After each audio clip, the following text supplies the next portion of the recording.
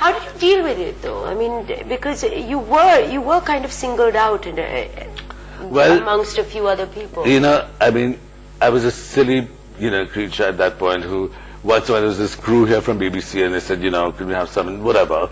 But I felt a lot of remorse. I didn't feel guilt. I didn't feel sorry for what I'd done, I just felt sorry for my children because they were being singled out in school. I didn't think that was okay. But that all goes back to the hypocrisy. And, they were my kids, so they were being singled out. And I understood that whatever you do, you have to be responsible for your actions. But do you think that as a society, drugs should be sanctioned and should be legalized?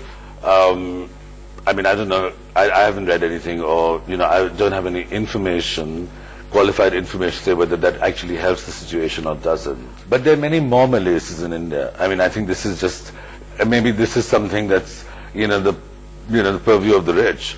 I don't think that it's hugely prevalent from what I see in the bulk of this country. It's not the real issue in this country. So, moving on from there, the global brands that have come in, does that threaten you?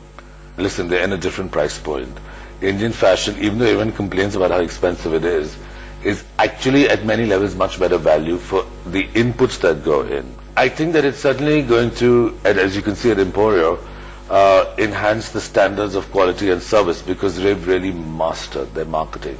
They've mastered their consciousness of their brand and what their brand has to portray all the time, which Indian designers are still very mom and pop and, things happen randomly and all. It sets a standard. You always need something to reach out and aspire for. Oh, I like that. Tarun Tahiliani versus Dior.